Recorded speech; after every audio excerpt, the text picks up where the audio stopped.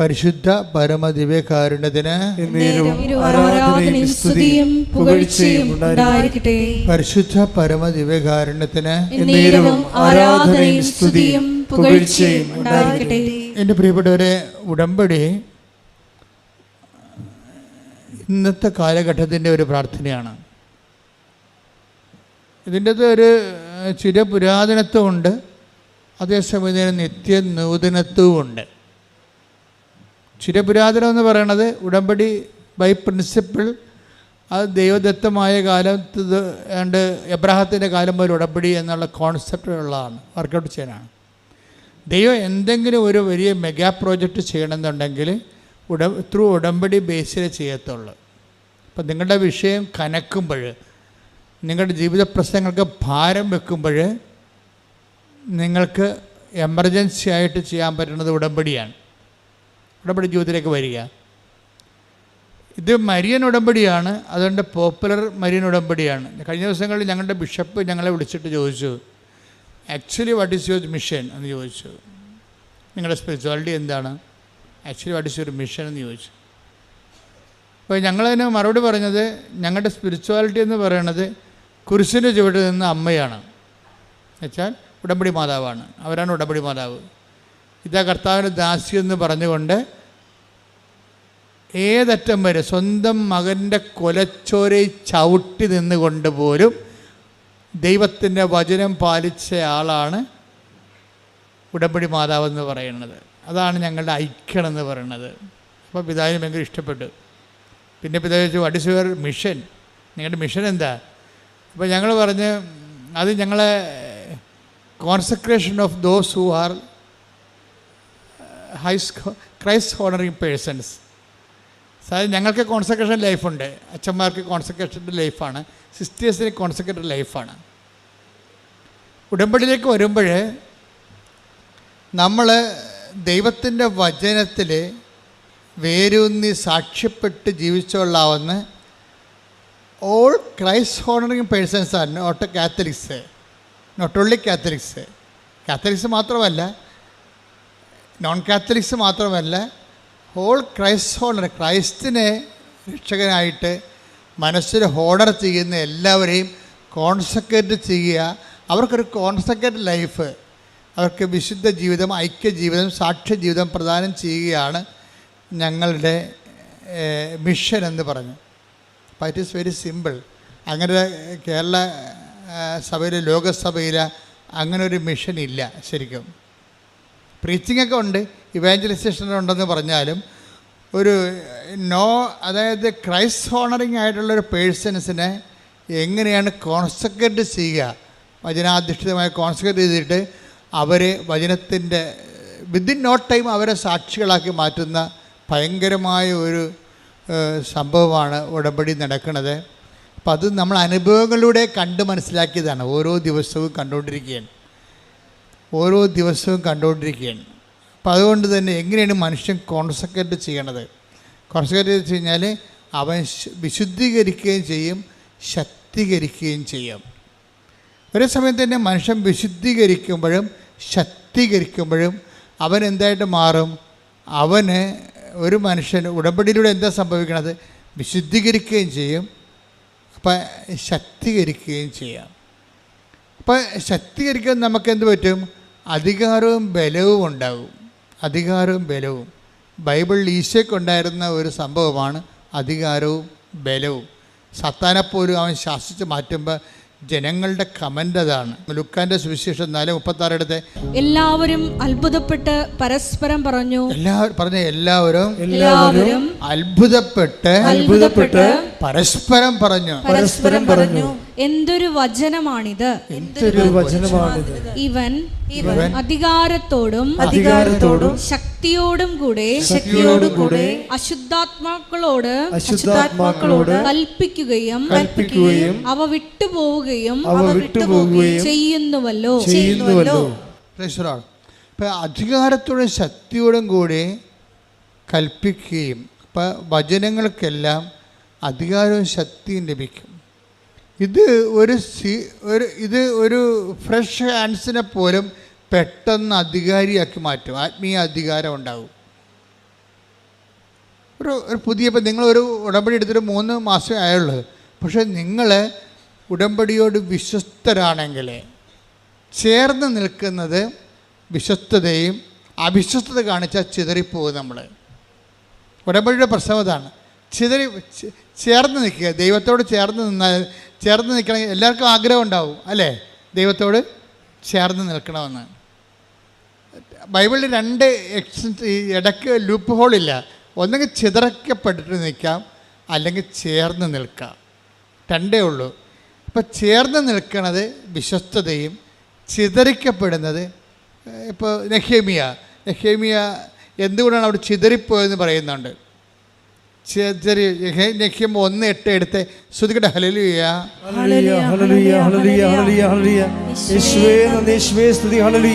നെഹെമ്യ 1:8 അങ്ങയുടെ ദാസനായ മോശയോട് അങ്ങ് കൽപ്പിച്ച ഈ വാക്കുകൾ അനുസ്മരിക്കുക.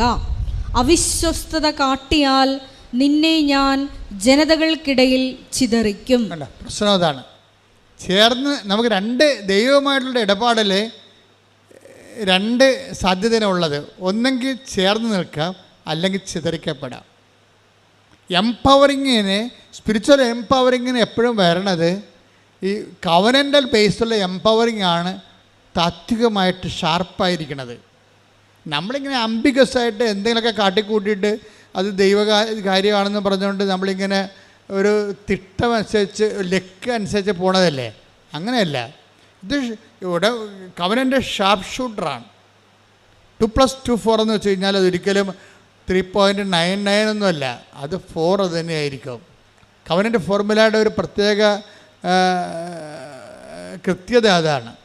അപ്പം നമ്മൾ കവനിൽ എന്താ ചെയ്യണത്? എങ്ങനെ ചേർന്ന് നിൽക്കാൻ പറ്റും? ഇപ്പം ഇന്നലെ മെർലിൻ ജോയി എന്നും പറഞ്ഞൊരു മോള്, ഈ ഉടമ്പടി യുവതയുടെ ആഘോഷമാണ്. ശരിക്കും യുവതയുടെ ആത്മീയ ആഘോഷം. അത് കൃപാസനത്തിൽ വന്ന് കാണേണ്ട കാഴ്ചയാണ്. എല്ലാവരും തന്നെ 10 പേര് സാക്ഷ്യം പറഞ്ഞാൽ 6 പേരും ഒരു 20 വയസ്സിനും 30 വയസ്സിനും ഇടയ്ക്കുള്ളതായിരിക്കും. അവർ ദൈവത്തെ മനസ്സിലാക്കുന്ന രീതികൾ കണ്ട ഞെട്ടിപ്പോവും. 60 വർഷം ക്രിസ്ത്യാനിറ്റി ജീവിച്ചിട്ട് കിട്ടാത്ത ഉൾക്കാഴ്ചയാണ് 20 വയസ്സുകാർ പറയണത് ഉടമ്പടിയിലൂടെ. ഇന്നലെ മെർലിൻ ജോയ് എന്ന് പറയുന്ന MSc കാര്യത്തിൽ പറഞ്ഞിരിക്കണത്, അതായത് എന്തിനാണ് എന്നോട് ഉടമ്പടി എടുക്കുകയെന്ന് നിങ്ങളോട് ചോദിച്ചാൽ, അതാണ് ആൾക്കാരുടെ ആ ഒരു ടീച്ചിങ് ഉണ്ടായത്. ഇപ്പോൾ മെർലിൻ ജോയി പറയണത്, എന്തിനാണ് ഞാൻ ഉടമ്പടി എടുക്കണതെന്ന് നിങ്ങൾ എന്നോട് ചോദിച്ചാൽ ഞാൻ പറയും തളരുമ്പോൾ ചേർന്ന് നിൽക്കാനാണെന്ന്. അയ്യോ, എന്നാ ഒരു വർത്തമാനാ. അപ്പോൾ അവൾ പറയും, ഞാൻ പഠിപ്പിക്കുന്ന സബ്ജക്റ്റ് ഉടമ്പടിയാണ്. ഞാൻ 4ാം ക്ലാസ്സിൽ 5ാം ക്ലാസ്സിൽ വേദപാഠം പഠിപ്പിച്ചിട്ടുണ്ട്. അന്ന് ഞാൻ പഠിപ്പിച്ച ഉടമ്പടിയാണ്. ഇപ്പം ഞാൻ +2-നാണ് വേദപാഠം പഠിപ്പിക്കുന്നത്. ഞാനിപ്പോൾ പഠിപ്പിക്കുന്ന വിശ്വസ്തയെക്കുറിച്ചാണ് പഠിപ്പിക്കുന്നത്. എല്ലാം ഉടമ്പടിയാണ്. ഉടമ്പടി ജീവിച്ചിട്ട് അത് കുഞ്ഞുങ്ങളെ പഠിപ്പിച്ചു കൊടുക്കുകയാണ്. അപ്പോൾ ഈ നമ്മുടെ സീറോ മലബാർ സഭയിൽ 5ാം ക്ലാസ്സിൽ പഠിപ്പിക്കുന്ന ഉടമ്പടിയുടെ വേദപാഠവും 12ാം ക്ലാസ്സിൽ പഠിപ്പിക്കുന്ന വിശ്വസ്ത വേദപാഠവും മെർലിൻ പറയണത് ഇൻ്റർകണക്റ്റഡ് ആണത്. എൻ്റെ സബ്ജക്റ്റ് വൈസ് ഉടമ്പടിയാണ്. ഉടമ്പടിയെ സംബന്ധിച്ചിടത്തോളം മെർലിന് സുന്ദരമായിട്ട് പറയാൻ കാര്യം, ഉടമ്പടിയിൽ ജീവിക്കുകയാണ്. ഒരച്ഛനുമാകാതെ കന്യാസ്ത്രീയുമാകാതെ അവർ ഉടമ്പടിയിൽ അങ്ങ് ജീവിക്കുകയാണ്. അതാണ് ഞങ്ങൾ പറഞ്ഞ പിതാവിനോട്, whole consecrated life of all Christ honouring persons. ക്രൈസ്റ്റിനെ ഹോണർ ചെയ്യുന്ന എല്ലാവർക്കും ഒരു വിശുദ്ധ ചേർന്ന നിൽപ്പിൻ്റെ ജീവിതം. ഇവർ പറയുന്ന അവതരിപ്പിക്കുന്ന രീതി അതാണ്. എന്തിനാണ് ഉടമ്പടി എടുക്കണമെന്ന് ചോദിക്കുമ്പോൾ ഞാൻ പറയും, തളരുമ്പോൾ ചാരി നിൽക്കാൻ ഒരാൾ, അതാണ് എൻ്റെ ദൈവം. തളരുമ്പോൾ ചാരി നിൽക്കാൻ, അത് എന്താ വല്ലാത്ത വെച്ചാൽ, അപ്പോൾ അത് തളർന്നു കഴിഞ്ഞാൽ ചാരി നിൽക്കുമ്പോൾ എന്ത് സംഭവിക്കണത്, അതിന് വിശ്വസ്തതയാണ് നമുക്ക് ആവശ്യം. ചിതറിപ്പോകാം, ചേർന്ന് നിൽക്കാം. ഉടമ്പടിയിലുണ്ടാകുന്ന നമ്മുടെ കയ്യിലാണ് എൻ്റെ താക്കോല് മൊത്തം ഇരിക്കുന്നത്. നമ്മൾക്ക് അവിശ്വസ്തത കാണിച്ചപ്പോൾ നെഹേമ്യ 8 എന്താ പറയണത്, 1:8 എന്താ പറയണത്, നിങ്ങൾ ചിതറിപ്പോയി. കാരണം എന്താണ്, എന്നോട് നിങ്ങൾ ചേർന്ന് നിന്നില്ല, അവിശ്വസ്തത കാണിച്ചു. പ്രാർത്ഥിക്കുക, കർത്താവേ, ഉടമ്പടിയിലൂടെ അങ്ങയുടെ വചനത്തോടെ അത് പാലിച്ചുകൊണ്ട് വിശ്വസ്തത കാട്ടി ചേർന്ന് നിന്നുകൊണ്ട് ബലം പ്രാപിക്കുവാൻ എന്നെ സഹായിക്കണമേ.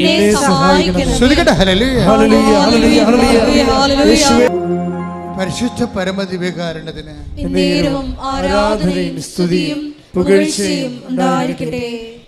അതായത് കാലാവസ്ഥകൾ ദൈവത്തിൻ്റെ ഒരു പ്രത്യേകത എന്ന് വെച്ച് കഴിഞ്ഞാൽ, നിങ്ങൾക്കും എനിക്കുമൊക്കെ ഉണ്ടാകുന്ന കുറേ ബന്ധങ്ങൾ മനുഷ്യബന്ധങ്ങളല്ലേ. ഈ മനുഷ്യബന്ധങ്ങൾക്കുള്ള പ്രശ്നം വെച്ച് കഴിഞ്ഞാൽ മൂഡ് സ്വിങ്സ് ഭയങ്കരമാണ്. ഇപ്പം മൂഡ് ഔട്ട് എന്നൊക്കെ പറയുക, mood in mood out, mood swings എന്ന് പറയണത്. മനുഷ്യബന്ധങ്ങൾക്ക് ഇങ്ങനെ മൂഡ് സ്വിങ്സ് ഉണ്ടാകും. രാവിലെ ഉണ്ടായിരുന്ന ഒരു ആംബിയൻസൻസ് അല്ല വൈകുന്നേരം ഉണ്ടാകുന്ന ആംബിയൻസ്. ഓരോ ഇഷ്യൂസ് ബേസ്ഡ് ആയിട്ട് ആംബിയൻസ് ചേഞ്ച് ചെയ്തുകൊണ്ടിരിക്കും. അതനുസരിച്ച് നമുക്കങ്ങനെയുള്ളൊരു ബന്ധത്തിൻ്റെ റിലേറ്റിവിറ്റിയാണ് നമുക്ക് ഫിഡലിറ്റിക്ക് അറിയാവുന്നത്. പക്ഷെ ദൈവവുമായിട്ടുള്ള പ്രശ്നം വെച്ച് കഴിഞ്ഞാൽ, നിനക്കെന്ത് മൂഡ് സ്വിങ്സ് ഉണ്ടായാലും ദൈവത്തിന് അത് ഉണ്ടാകത്തില്ല.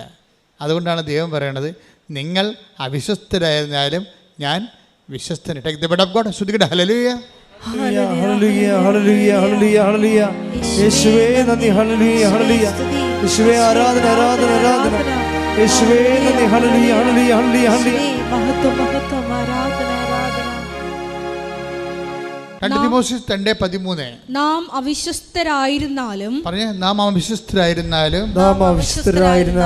അവൻ വിശ്വസ്തനായിരിക്കും. എന്തെന്നാൽ തന്നെ തന്നെ നിഷേധിക്കുക അവന് സാധ്യമല്ല. ഇതാണ് സദ്വാർത്ത. ഇങ്ങനെയുള്ള 3 ലക്ഷത്തോളം വാക്കുകളാണ് ബൈബിളിലുള്ളത്. ബൈബിൾ ആകത്തുക, ബൈബിള് വായിച്ചാൽ ആൾക്കാർ കഴിഞ്ഞ ദിവസങ്ങളിൽ തറയപ്പിതാവിൻ്റെ പ്രസംഗം കേട്ടില്ലേ. അതായത് ബൈബിള് വായിക്കുമ്പോൾ ബൈബിള് നിങ്ങൾ കറക്റ്റായിട്ടാണ്. പിതാവ് പറയണത്, നമ്മൾ ആരെയും തീവ്രവാദികളായിട്ട് സൃഷ്ടിക്കണില്ല. ബൈബിളിന് ആരെയും തീവ്രവാദികളായിട്ട് സൃഷ്ടിക്കാൻ പറ്റത്തില്ല. പക്ഷേ പ്രോബ്ലം വെച്ച് കഴിഞ്ഞാൽ, വചനം കറക്റ്റായിട്ടാണ് നിങ്ങൾ വിശ്വസ്ത പാലിക്കുന്നെങ്കിൽ നിങ്ങൾ തീഷ്ണമതികളാകും. ഇപ്പോൾ വേദപാഠം തന്നെ സുവിശേഷ വിഹിതമായി കഴിഞ്ഞാൽ, കാര്യം മനുഷ്യൻ്റെ വചനത്തെക്കാളുപരി മനുഷ്യൻ്റെ അക്കാഡമിക് ക്വാളിഫിക്കേഷൻ്റെ ഒരു ബ്രില്യൻസാണ് പലപ്പോഴും വേദപാഠങ്ങളിൽ വരുന്നത്. അതുകൊണ്ടാണ് ആൾക്കാർക്ക് തീഷ്ണതയില്ലാത്തത്. തീഷ്ണത വേണമെന്നുണ്ടെങ്കിൽ അത് ഇവാഞ്ചലിക്കായിരിക്കണം. കാരണം ദൈവത്തിൻ്റെ വചനം രക്ഷയിലേക്ക് നയിക്കുന്ന ദൈവത്തിൻ്റെ ശക്തിയാണ്. അപ്പം അധികാരവും ശക്തിയും എന്ന് പറയുമ്പോൾ അത് എവിടുന്നാണ് വരണത്? ഇവൻ്റെ വചനം. ഇപ്പം 4:36 നമ്മൾ കേട്ടില്ലേ, ഇവർ എന്തൊരു അധികാരമാണ്, ഇവർ എന്തൊരു ശക്തിയാണ്. അതെവിടുന്നാണ് വരണത്? അധികാരിയത എവിടുന്നാണ് വരണത്? അത് വരണത് ദൈവത്തിൻ്റെ വചനം ബൈ ഇറ്റ്സെൽഫ്. അത് പറയുന്നവരും പാലിക്കുന്നവരും എംപവർ ചെയ്തുകൊണ്ടിരിക്കും. അതാണ് റോമ 1:16. ദൈവവചനം രക്ഷയിലേക്ക് നയിക്കുന്ന ദൈവത്തിൻ്റെ ശക്തിയാണ്. പറഞ്ഞ് ദൈവവചനം രക്ഷയിലേക്ക് നയിക്കുന്ന ദൈവത്തിൻ്റെ ശക്തിയാണ്. അപ്പോൾ ലോകത്ത് പലതരം ശക്തിയുണ്ടല്ലേ. പാർട്ടിയുടെ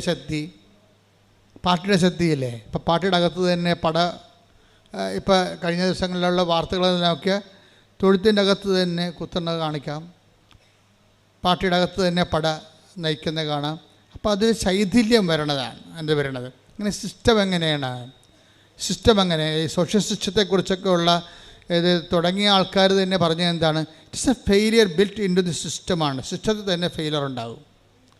അത് കുറച്ച് കഴിയുമ്പോൾ ഒരു ടൈം കഴിയുമ്പോൾ അകത്തുള്ള ഫെയിലിയർ പുറത്തേക്ക് വരും.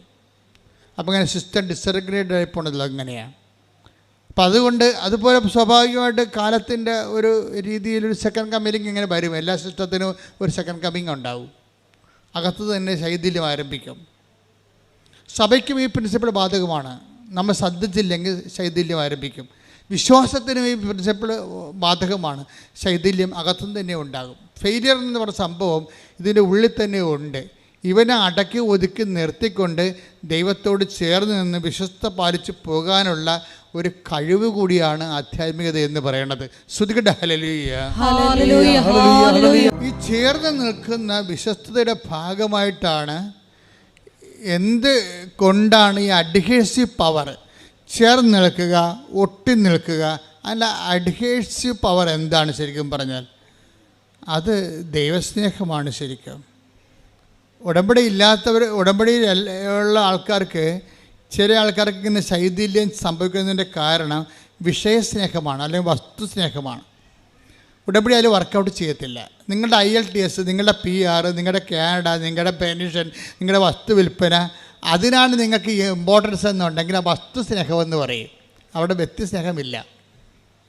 നിങ്ങൾ ഈ മരണം വരെ ഈ ഉടമ്പടിയുടെ കാലമെല്ലാം ആൾക്കാർ വസ്തുസ്നേഹത്തിലാണ് ജീവിക്കുന്നത്. അതുകൊണ്ടാണ് ഇത് വർക്കൗട്ട് ചെയ്യാത്തത്. അതിനകത്ത് വ്യക്തിസ്നേഹം വരണം ശരിക്കും പറഞ്ഞാൽ. അപ്പോൾ ഈ ചേർന്ന് നിൽക്കുക, ചിതറി നിൽക്കുക എന്ന് പറയുമ്പോൾ ഒന്ന് ചേർന്ന് നിൽക്കുന്നത് വിശ്വസ്തത, ചിതറി നിൽക്കുന്നത് അവിശ്വസ്തത എന്ന് പറയും. അപ്പോൾ ചേർന്ന് നിൽക്കുന്ന അഡ്ഹേസീവ് പവർ എന്താണ്? അത് വ്യക്തിസ്നേഹമാണ്. ആരോട്? ദൈവത്തോടുള്ള വ്യക്തിസ്നേഹം. എന്തിനാണ് നീ ഉടമ്പടി എടുക്കണമെന്ന് ചോദിച്ചു കഴിഞ്ഞാൽ ഒറ്റ ശ്വാസത്തിൽ പറയണം, ദൈവത്തെ സ്നേഹിക്കാൻ. ഞാൻ ദൈവത്തെ സ്നേഹിച്ച് ജീവിക്കുന്ന ആളാണ്, പക്ഷേ ഇപ്പോഴൊരു ഉത്തരവാദിത്വത്തോടെ. ഇപ്പം പേരൻറ്ഹുഡ് പല രീതിയിലില്ലേ. പേരൻറ്ഹുഡ്, ഒരു കുഞ്ഞ് വളർന്നു വരുന്ന മുമ്പ് തന്നെ അടുത്തത് പ്രഗ്നൻ്റ് ആകണമെങ്കിൽ നിരുത്തരവാദിത്തരമായ ജന്മമാണത്. ഒരു കുഞ്ഞ് വളർന്നാലും മുലകുടി മാറുന്ന 3 മാസമായപ്പോൾ തന്നെ അമ്മ വീണ്ടും പ്രഗ്നൻ്റ് ആണെങ്കിൽ അതിന് ഇറസ്പോൺസിബിൾ പാരൻറ്ഹുഡ് എന്ന് പറയും. എന്ന് വെച്ച് കഴിഞ്ഞാൽ ആ മുലകുടി മാറാത്ത കുഞ്ഞിനെ കെയർ ചെയ്യാതെയാണ് വീണ്ടും മാതാപിതാക്കന്മാർ വീണ്ടും അടുത്ത കുഞ്ഞിന് ജന്മം കൊടുക്കണമെങ്കിൽ എങ്കിൽ പുറത്തുള്ള ആൾക്കാർ അതിനെ പറയണത് ഇറസ്പോൺസിബിൾ പാരൻറ്ഹുഡ് എന്ന് പറയും. ആ കുഞ്ഞിന് മുലകുടി മാറി അതിന് 2 കൊല്ലമൊക്കെ മുലകുടി കുടിച്ച് അത് തന്നെ നിൽക്കാൻ കഴിയുമ്പോൾ അടുത്ത കുഞ്ഞായ റെസ്പോൺസിബിൾ പാരൻറ്ഹുഡ് എന്ന് പറയും. അപ്പോൾ ഇത് നമ്മൾ ബോധപൂർവ്വം, അപ്പം നമ്മളിതിന് ഈ ഉടമ്പടിയിൽ നമ്മളെല്ലാവരും ദൈവത്തെ സ്നേഹിക്കുന്നവരാണ്. പക്ഷേ റെസ്പോൺസിബിൾ ലൈഫാണോ അറിയത്തില്ല നമ്മളിങ്ങനെ. അപ്പോൾ റെസ്പോൺസിബിൾ ലൈഫ് എന്ന് പറയുന്ന ഒരു സംഭവം ഉടമ്പടി നിങ്ങളെ ഉത്തരവാദിത്തമുള്ള ദൈവസ്നേഹത്തിലേക്ക് കൊണ്ടുവരും. എല്ലാവരും ദൈവത്തെ സ്നേഹിക്കുന്നവരാണ്. ഉടമ്പടി നിങ്ങളെ ഉത്തരവാദിത്തമുള്ള ദൈവസ്നേഹത്തിലേക്ക് കൊണ്ടുവരും. ഒന്ന് പ്രാർത്ഥിച്ച്, കർത്താവായ ദൈവമേ, ഉടമ്പടിയിലൂടെ ഉത്തരവാദിത്തമുള്ള ദൈവസ്നേഹത്തിലേക്ക് ഞങ്ങളെ ചേർത്ത് നിർത്തിയതിന് നന്ദി പറയുന്നു. ഈ ദിവസങ്ങളിലെ അതായത് ശ്രീയ രജ്ജു എന്നും പറഞ്ഞൊരു മോള് സാക്ഷ്യമാണ്. ശ്രീയ രജ്ജുവിൻ്റെ ചേർന്ന് നിൽപ്പിൻ്റെ ബയോളജി ഭയങ്കര ഹൃദ്യമാണ്. ശ്രീയ എന്ന് പറയുമ്പോൾ നിങ്ങൾക്ക് അറിയാമല്ലോ, ഇറ്റ്സ് നോൺ ക്രിസ്ത്യൻ ലേഡി. അവർക്ക് ആ കുഞ്ഞിന് അധികം വയസ്സില്ല, 22 വയസ്സ് 23 വയസ്സ് കാണുമായിരിക്കും. പക്ഷേ ഇവരുടെയൊക്കെ തങ്കം പോലുള്ള വാക്കുകളാണ് വായിന്ന് വരുന്നത്. അവരെന്നാ പറയണമെന്നറിയാമോ?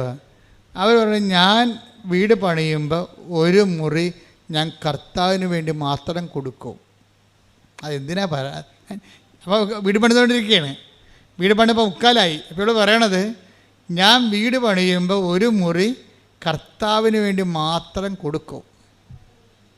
ആൾ ഉടമ്പടി മാതാവിൻ്റെ മധ്യസ്ഥല എടുത്തെങ്കിലും അവർക്ക് ബോധമുണ്ട് ഇത് കർത്താവിലേക്കാണ് പോകണമെന്നുള്ളത്. അത് ക്ലിയർ അല്ലേ? അപ്പോൾ എന്നിട്ട് അവൾ തന്നെത്താൻ പറയുന്നുണ്ട്, എന്തിനാണ് ഞാൻ ഈ കർത്താവിന് വേണ്ടി മുറി കൊടുക്കണമെന്നറിയാമോ?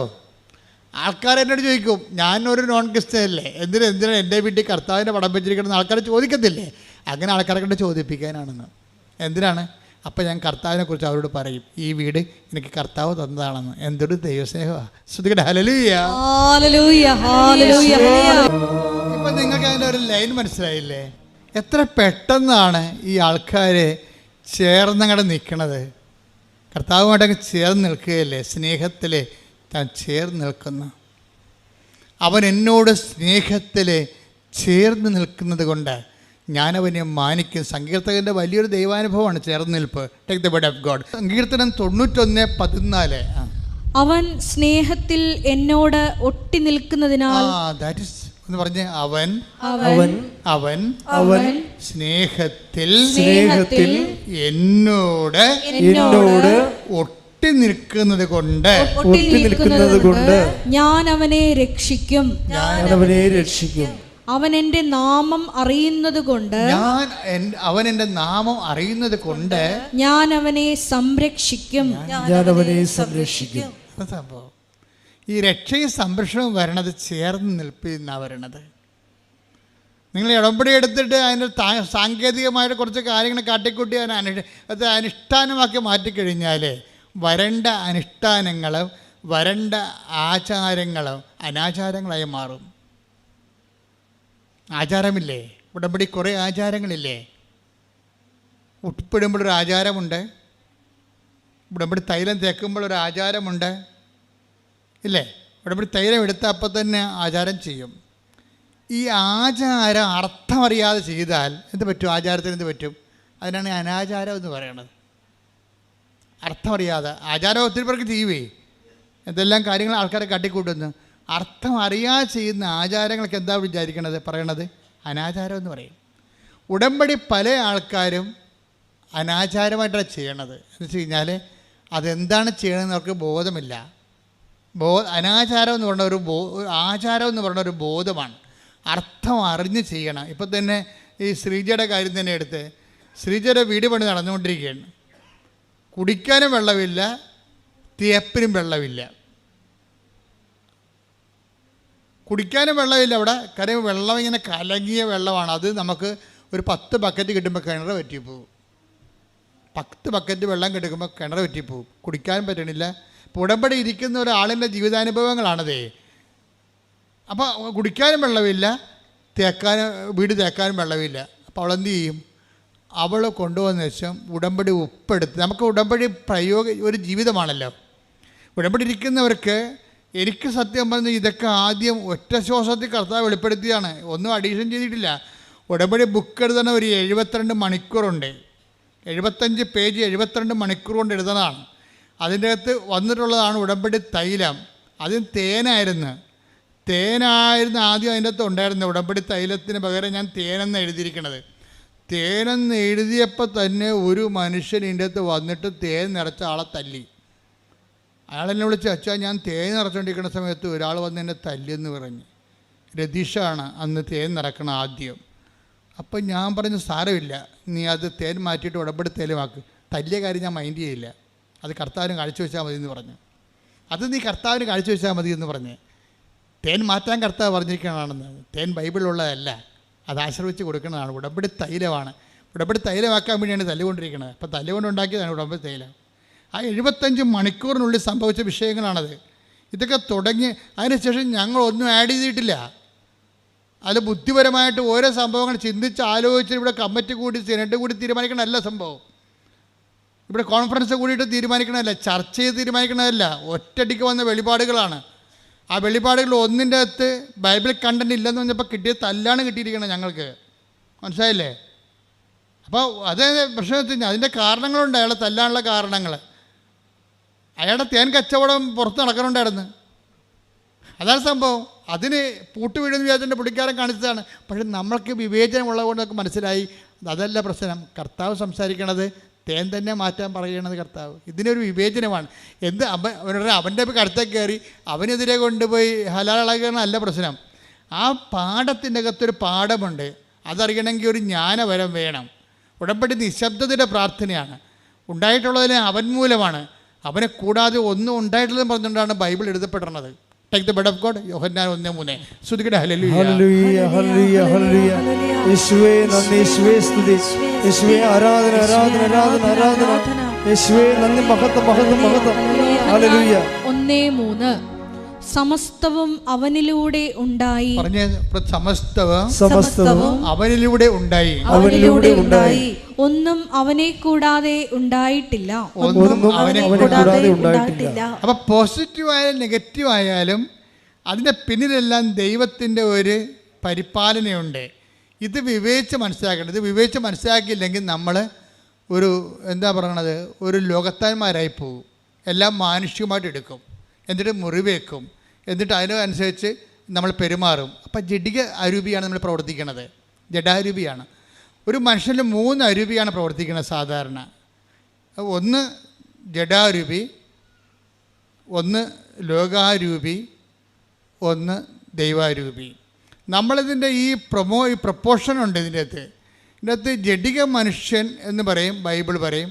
അപ്പോൾ അവന് 10% ജഡാരൂപി ആയിരിക്കും. അപ്പം ജഡിക മനുഷ്യന് വെളിപാടുകൾ പോഷത്വമാണെന്ന് പറയുന്നുണ്ട് ബൈബിള്. ജഡിക മനുഷ്യന് ദൈവികമായ കാര്യങ്ങൾ പോഷത്വമാണ്. അപ്പം അവനോട് കർത്താവ് പറയും, നിങ്ങളുടെ മുത്തുകൾ പന്നികളുടെ മുമ്പിൽ കൊണ്ട് വെതറിയിട്ട് കാര്യമില്ലെന്ന് പറയും. അതാ കാരണം ജഡിക മനുഷ്യൻ എല്ലാം നിങ്ങളിപ്പോൾ സംഭവിച്ചു ഉടമ്പടി ഇങ്ങനെ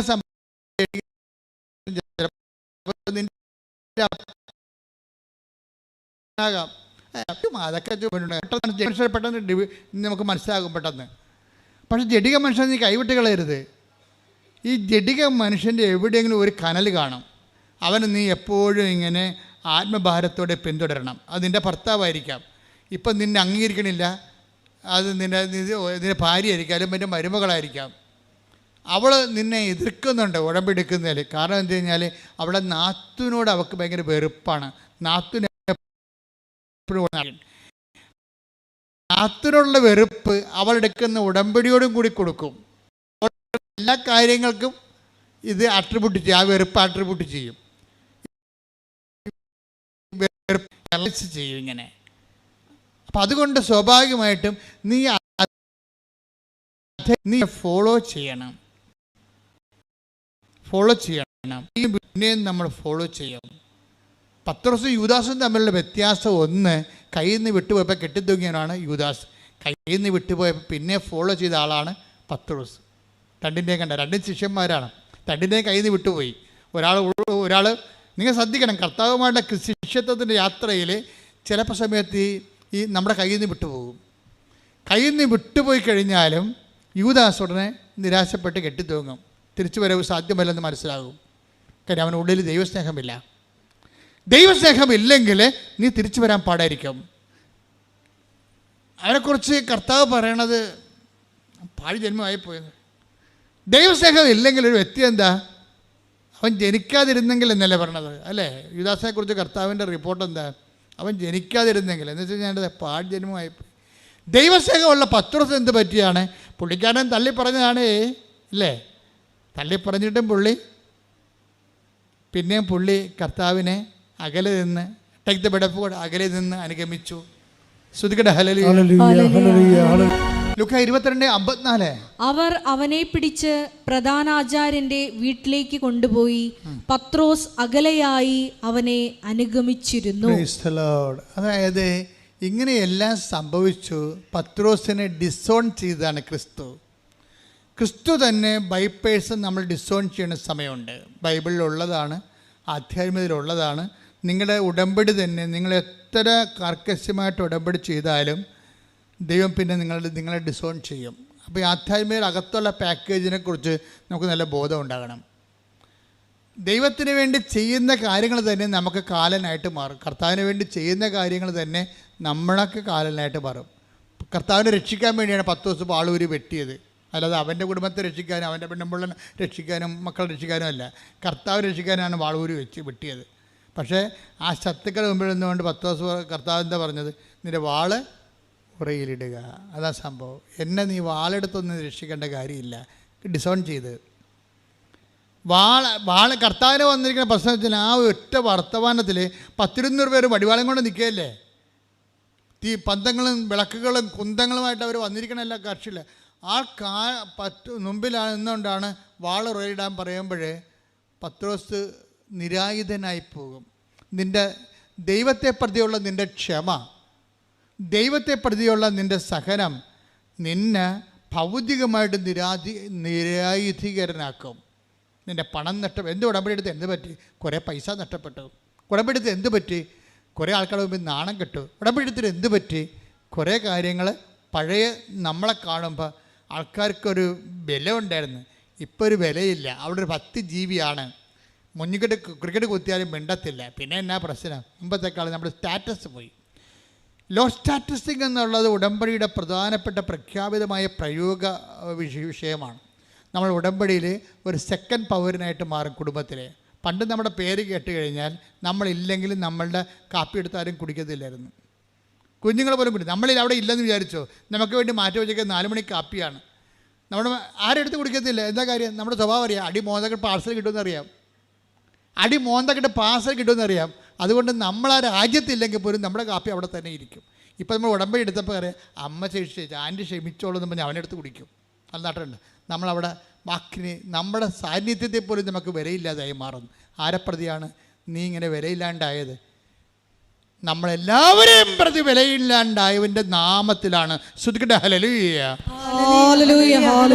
ഇവിടെ നമ്മുടെ ഒരു മാനുഷികമായ ശക്തിയുണ്ട്, മാനുഷികമായ ഒരു സ്റ്റാറ്റസ് ഉണ്ട്.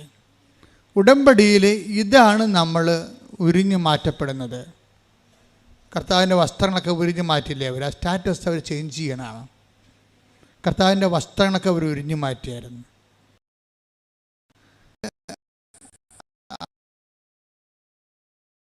അർത്ഥം ഇവൻ്റെ സ്റ്റാറ്റസ് ലോ ചെയ്യും. ഒരു പിതാവുമില്ല, ഒരു മാതാവുമില്ല, ആരുമില്ല. ഒറ്റക്ക് തല്ല്, തുണക്കെട്ടി ഒറ്റക്ക് തല്ലി. തല്ലുകൊള്ളുന്ന യേശു ഒരു പവറാകണമെന്ന് പറഞ്ഞ് തല്ലുകൊള്ളുന്ന യേശു, കെട്ടി യേശു എന്നൊക്കെ പറയും. അപ്പോൾ നമ്മളൊക്കെ കൈകെട്ടി യേശുവല്ലേ, നമ്മളാ കൈകെട്ടിയിരിക്കണം. പിന്നെ യേശുവിനെ കാണുമ്പോൾ അതായത് മനുഷ്യൻ്റെ പവറിൽ നിന്ന് മാറിയിട്ട് ഡിവൈൻ പവർ സ്വീകരിക്കുന്ന സമയത്ത് സ്റ്റാറ്റസ് ലോ ചെയ്യുന്നുണ്ട്. ഉടമ്പടിയിൽ സ്റ്റാറ്റസ് ലോ ചെയ്യുന്ന ഒത്തിരിയേറെ ഘടകങ്ങളുണ്ട്. ഉടമ്പടിയുടെ പ്രയോഗത്തിൽ നിനക്ക് സ്റ്റാറ്റസ് ലോ ചെയ്യേണ്ടി വരും. നിൻ്റെ ഉടുപ്പുകൾ ഉരിഞ്ഞു മാറ്റപ്പെടുന്നു. എന്നിട്ട് മറ്റുള്ളവരുടെ മുമ്പ് നീ ചെറുതാകുന്നു, കൊച്ചാകുന്നു. നിനക്ക് പണ്ടുണ്ടായിരുന്ന വിലയില്ലാണ്ടാകുന്നു. ഈ വിലയില്ലാണ്ടാകണത് ഒരു കൃപയുടെയും മഹത്വത്തിൻ്റെയൊക്കെ വഴികളിലൂടെയുള്ള ഈ മാനുഷികമായിട്ടുള്ള കുറേ സ്റ്റാറ്റസുകൾ. അവൻ പ്രകൃത്യാ ദൈവമായിരിക്കുക, പ്രകൃത്യാ ഉള്ള കാര്യങ്ങളൊക്കെ കുറപ്പം ചേഞ്ച് ചെയ്ത് വരും. പ്രകൃത്യാ take the word of God. Philippians 2:7. സ്തുതിക്കട്ടെ. Hallelujah. Hallelujah. Hallelujah. Hallelujah. Hallelujah. യേശുവേ ആരാധന, ആരാധന, ആരാധന. യേശുവേ നന്ദി, മഹത്വം, മഹത്വം, മഹത്വം. ഹല്ലേലൂയ. ഹല്ലേലൂയ. യേശുവേ ആരാധന. ഫിലിപ്പി 2:5 മുതലുള്ള തിരുവചനങ്ങൾ. യേശുക്രിസ്തുവിനുണ്ടായിരുന്ന ഈ മനോഭാവം നിങ്ങളിലും ഉണ്ടാകട്ടെ. യേശുക്രിസ്തുവിനുണ്ടായിരുന്ന മനോഭാവം യേശുക്രിസ്തുവിനുണ്ടായിരുന്ന മനോഭാവം നിങ്ങളിലും ഉണ്ടാകട്ടെ. നിങ്ങളിലും ഉണ്ടാകട്ടെ. ദൈവത്തിന്റെ രൂപത്തിലായിരുന്നെങ്കിലും അവൻ ദൈവവുമായുള്ള സമാനത നിലനിർത്തേണ്ട ഒരു കാര്യമായി പരിഗണിച്ചില്ല. തന്നെ തന്നെ ശൂന്യനാക്കിക്കൊണ്ട് ദാസന്റെ രൂപം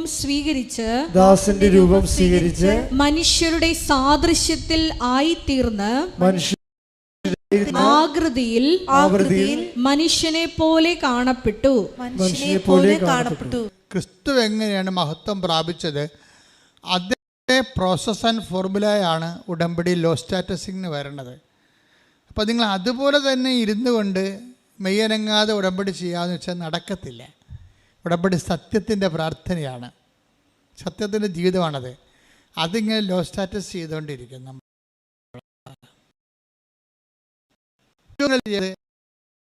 പറഞ്ഞ എന്താ അറിയാമോ, എനിക്ക് ആൾക്കാരെ കാണില്ല, എനിക്ക് ക്രിസ്തുവിനെ കുറിച്ച്, ഞാൻ വേദപാഠ അധ്യാപകയാണ്, പക്ഷേ എനിക്ക് പൊതുജനങ്ങളെ കൺവിൻസ് ക്രിസ്തുവിനെക്കുറിച്ച് പറഞ്ഞ് എനിക്ക് പറയണമെന്ന് ഭയങ്കര ആഗ്രഹമാണ് ക്രിസ്തുവിനെക്കുറിച്ച്. പക്ഷെ എനിക്ക് അവരെ കൺവിൻസ് ചെയ്യാൻ പറ്റണില്ല. എന്താണ്, അവരെ ബോധ്യത്തിലെടുക്കാൻ പറ്റണില്ല. സോ ഞാൻ എന്ത് ചെയ്യും,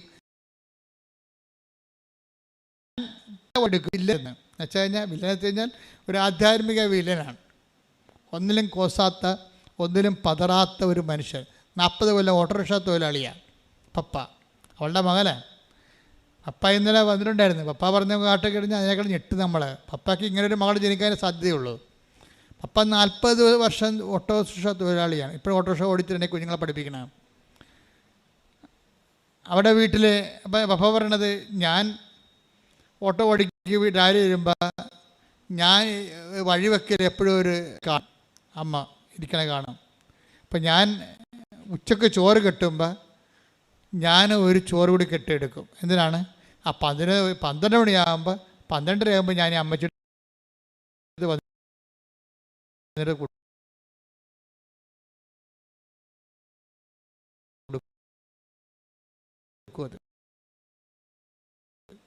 എനിക്ക് സാമ്പത്തികമായ ഒരു ക്ലേശം പഠിപ്പിക്കണം, കുടുംബക്കാരും നോക്കണുണ്ട്. അവർ അതറിയില്ല. ഓട്ടോറിക്ഷയുടെ വരുമാനം കൊണ്ട് ഒരു കൊല്ലത്തോലുമാണ്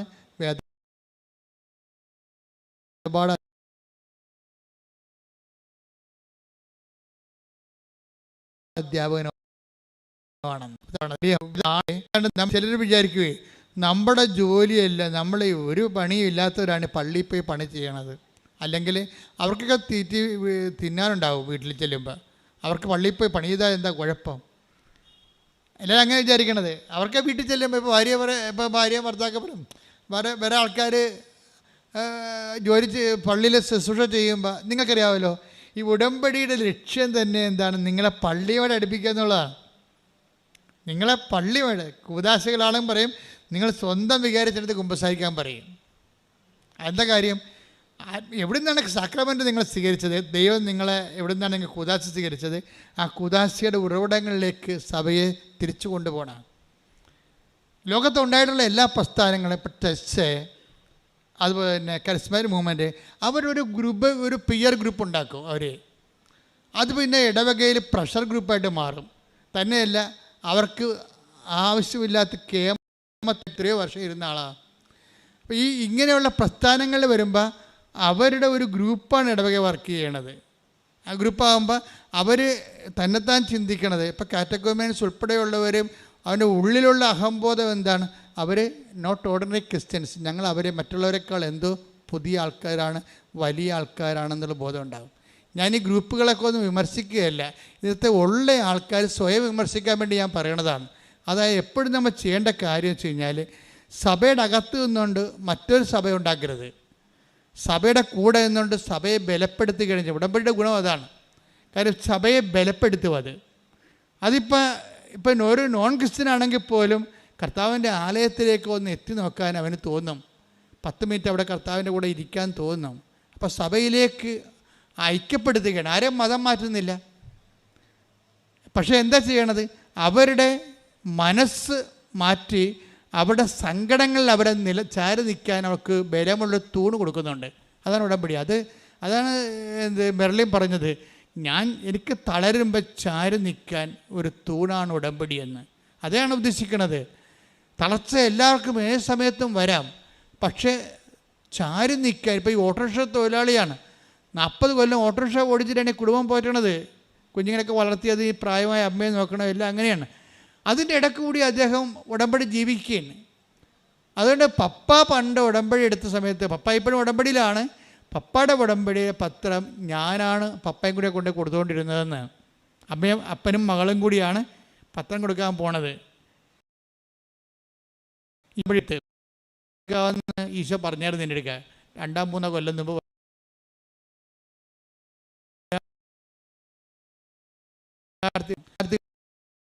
കാലമാണ്. അവർ കർത്താവിലേക്ക് വന്നാൽ മറ്റ് 10 മനുഷ്യർ വന്നേക്ക പവറായിരിക്കും. എന്താ കാര്യം? അവർക്ക് വിദ്യാഭ്യാസമുണ്ട്, കാഴ്ചപ്പാടുണ്ട്, ലോകത്തിൻ്റെ വെല്ലുവിളികൾക്ക് പ്രതിരോധിക്കാനുള്ള വിശ്വാസത്തിൻ്റെ ബലം അവർക്ക് ലഭിക്കുന്നുണ്ട്. അങ്ങനെ എത്രയോ വലിയ സാക്ഷികളാണ് ഇപ്പോൾ ഉണ്ടായിരിക്കുന്നത്. അപ്പം അതിൻ്റെ എപ്പോഴും നമ്മൾ ശ്രദ്ധിക്കേണ്ടത്, ഇപ്പം ഈ പത്രം കൊടുക്കുമ്പോൾ ഡാറ്റസ് ലോയിങ് ഉണ്ട്. അത് നിങ്ങൾ ഒരിക്കലും തുമ്പിയെ കൊണ്ട് കല്ലെടുപ്പിക്കണ പോലെ ചെയ്യരുത്, കൊടുപ്പിക്കരുത്, ചോരരുത്. ഇതിന് അഭിമാനത്തോടെ, കർത്താവിൻ്റെ നാമത്തിൽ അഭിമാനത്തോടെ നിങ്ങളിത് കൊണ്ടേ കൊടുക്കണം. എനിക്ക് എന്താണ്, ഞാനിപ്പോൾ ആൾക്കാരൊന്നും കാണത്തില്ല. കാണണമെങ്കിൽ എന്ത് ചെയ്യും? എനിക്കറിയാം ഈ ഉടമ്പടി. ഇപ്പം ഞാൻ ആൾക്കാരെ എന്തിനാണ് കാണുന്നത്? കാര്യം ഉടമ്പടി എന്ന് പറയുന്ന ദൈവികമായ സംവിധാനം വൃത്തിയും മെനയുമായിട്ട് ചെയ്യാൻ വേണ്ടി ഞാൻ അവരെ പരിശീലിപ്പിച്ചാൽ മതി.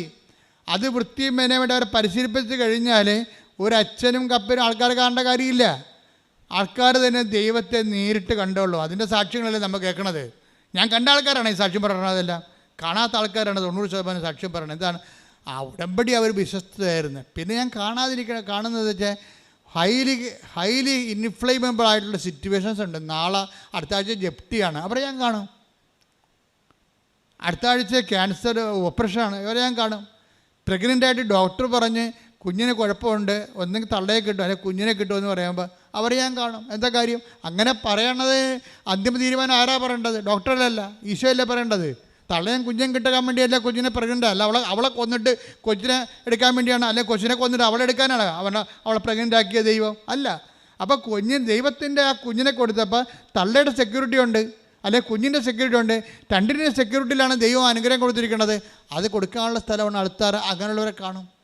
അവരെ കാണാൻ വരെ അധികം പണിയൊന്നുമില്ല നമുക്ക്. അവരുടെ അവരുടെ പ്രഗ്നൻസി റിപ്പോർട്ട് കൊണ്ടുവന്ന് മാതാവിൻ്റെ അടുത്ത് കൊടുത്തു. ഇതാ റിപ്പോർട്ട്, ഡോക്ടർ ഇങ്ങനെ പറഞ്ഞിരിക്കുന്നത്, നിൻ്റെ ഉത്തരവാദിത്തമാണ് 2 ഇവിടെ കൊണ്ടുവരിക എന്നുള്ളത്. അപ്പോൾ ഞാൻ അവളോട് പറയും, നീ പ്രസവിച്ച കുഞ്ഞിനെയും കൊണ്ട് അമ്മയുടെ മുമ്പിൽ വന്നിരിക്കും. അത് അധികാരമാണത്. എന്താ കാര്യം? അത് കർത്താവിൽ ഞാൻ ആശിക്കണതാണ്. കർത്താവിൽ ആശിക്കാൻ വേണ്ടി തന്നെയാണ് പട്ടം വാങ്ങിച്ചിരിക്കുന്നത്.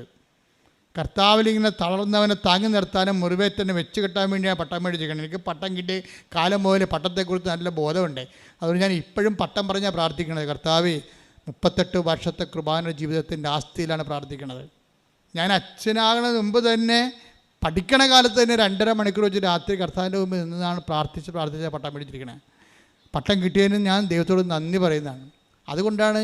അതുകൊണ്ട് തന്നെ ഒരു വിഷയം ഉണ്ടായ ദൈവത്തിരുമസ് മോളെ, ഈ വിഷയം ഇത് ദൈവം ഇടപെടും, നീ ധൈര്യമായിട്ടിരിക്കാൻ പറയും. എന്താ കാര്യം? ധൈര്യമായിട്ടിരിക്കാൻ പറഞ്ഞാൽ മതി. കാര്യം എന്താ? ബാക്കിയുള്ള ചെയ്യേണ്ടത് ആരാണ്? ഞാനാണ് അവരുടെ കൂടെ പോയി ചെയ്യേണ്ടത്? അല്ല, ആരുടെ പേരിലാണത് പറഞ്ഞിരിക്കുന്നത്, അവൻ ചെയ്തോളും അത്. പിന്നെ കൃപാസനത്തിൽ നിങ്ങൾക്ക് വരുമ്പോൾ ഉണ്ടാകുന്ന പ്രശ്നം എന്ന് പറയുന്നത്, അമ്മ ഈ ഒരു ജീവിതത്തിൻ്റെ ഭാഗമായിട്ടാണ് അമ്മയുടെ പ്രത്യക്ഷീകരണം സംഭവിക്കുന്നത്. ദൈവത്തിൻ്റെ പ്രത്യക്ഷീകരണത്തിന് വലിയ ആനക്കാര്യമൊന്നും അല്ലത്. മര്യാദയ്ക്ക് ആ ഫോർമുല ഒന്ന് ഫോളോ ചെയ്താൽ മതി, ദൈവം പ്രത്യക്ഷപ്പെടും.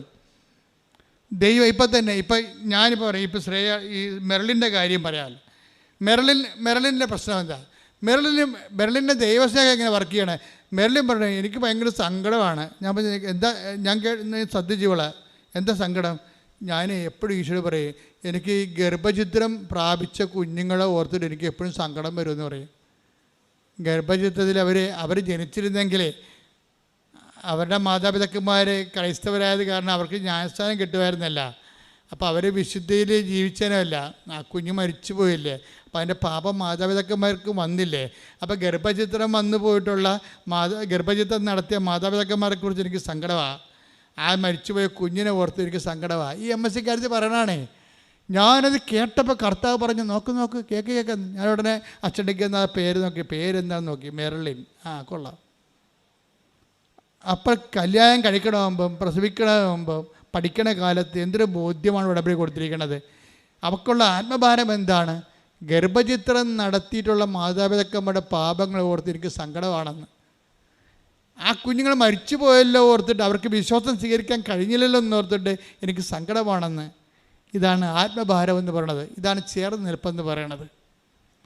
അപ്പം അങ്ങനെയുള്ള ആത്മഭാരം പ്രാപിച്ച ആൾക്കാരെ ദൈവം അവർക്ക് അധികാരമുണ്ടാകും. ആത്മഭാരമാണ് അധികാരത്തിൻ്റെ അടിസ്ഥാനം. ഇത് ബൈബിളിലുള്ളതാണ്, ദൈവത്തിൻ്റെ. പിന്നെ അവൾ പറയുവേ, എനിക്ക് അതായത് തിരുസഭയെ ഓർത്തിട്ട് എപ്പോഴും ഞാൻ പ്രാർത്ഥിക്കും. തിരുസഭയെ ഓർത്ത്. എറണാകുളം രൂപതക്കാരത്തിയാണ്. തിരുസഭയിൽ ഏറ്റവും കൂടുതൽ സങ്കടം അനുഭവിക്കുന്ന ഒരു രൂപതയാണത്. ഏറ്റവും കൂടുതൽ സംഘർഷങ്ങളിലൂടെ പോയി. കാര്യം ഞാൻ എറണാകുളം രൂപതയിലാണ് വർക്ക് ചെയ്യണത്. ആലപ്പുഴ രൂപതയുടെ ഒരു പള്ളിയിൽ, എറണാകുളം രൂപതയുടെ അകത്തൊരു പള്ളിയുണ്ട്, തേക്കാട്ടുശ്ശേരി. അപ്പോൾ എനിക്കതിൻ്റെ സങ്കടങ്ങളെല്ലാം ശരിക്കറിയാം.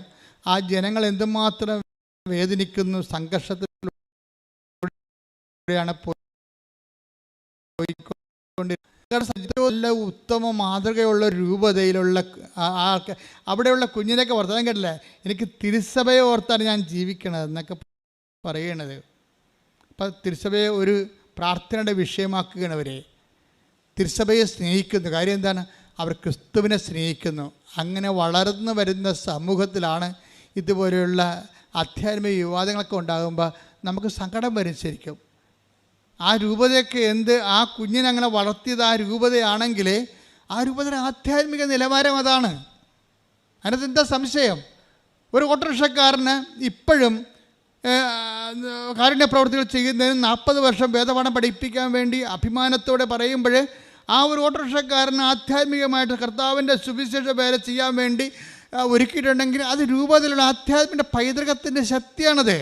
അതുകൊണ്ട് തന്നെയാണ് ഇവരെന്താ പറയണത്, രൂപത, അതായത് തിരുസഭയെ, രൂപതയെന്നല്ല അവൾ പറയണത്, തിരുസഭയെ ഓർത്തുകൊണ്ട് ഞാൻ പ്രാർത്ഥിക്കുമെന്നാണ്.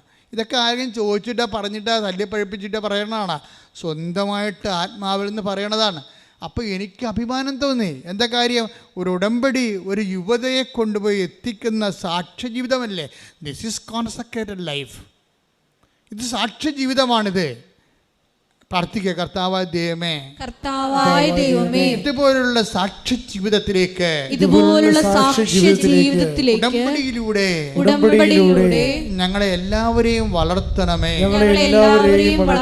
ശ്രുതിക്കട്ടെ, ഹല്ലേലൂയ.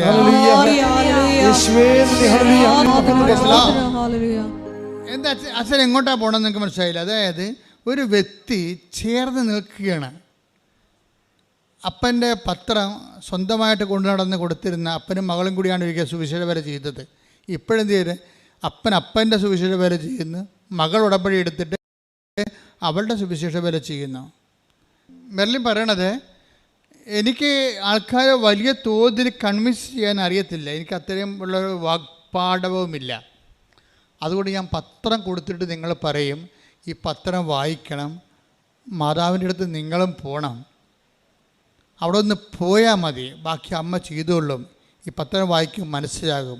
അതാണ് പത്രപ്രേക്ഷിതത്വം എന്ന് പറയണത്. ഈ പത്രപ്രേക്ഷിതത്വം ചെയ്യണത് എന്തുകൊണ്ടാണ്? ഔട്ട് ഓഫ് ലവ് ആണ്. അതാണ് പ്രശ്നം. അല്ല അച്ഛൻ പറഞ്ഞ് കൃപാസനത്തിൽ നിന്നപ്പോൾ അച്ഛൻ പറഞ്ഞ് ഉടമ്പടി എടുത്ത ആളല്ലേ പത്രം കൊടുക്കണമെന്ന് പറയും.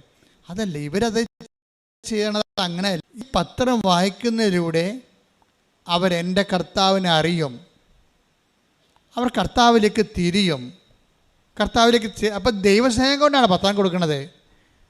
പത്രപ്രേക്ഷിത പ്രവർത്തനം എന്ന് പറഞ്ഞാൽ ദൈവസ്നേഹത്തിൻ്റെ പ്രവർത്തനമാണ്. അപ്പം ദൈവസ്നേഹം ഉള്ളവർക്ക് ഉടമ്പടി ആ സ്നേഹം ഉത്തരവാദിത്വത്തോടെ പ്രവർത്തിക്കാനുള്ള ഒരു പ്രത്യേക കാലാവസ്ഥകളും തരും.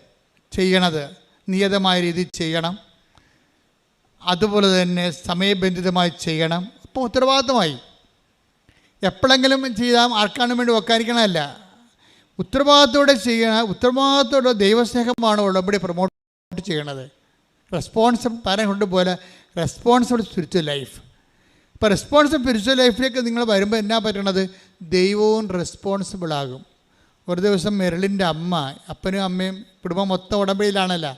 അപ്പം മെറിലിൻ്റെ അമ്മ ചുമ്മാ വീട്ടിലിരുന്ന് പറയണേ, ഊണൊക്കെ കഴിഞ്ഞപ്പോൾ അപ്പനും അമ്മയും മക്കളും ഭാര്യയും ഭർത്താവും എല്ലാം കൂടി ഇരിക്കുകയും പറയുമ്പോൾ, ഇന്ന് ഞാൻ സിൽവർ ഗ്രേയിൽ അമ്മനെ കണ്ടു കേട്ടോ എന്ന് പറയും.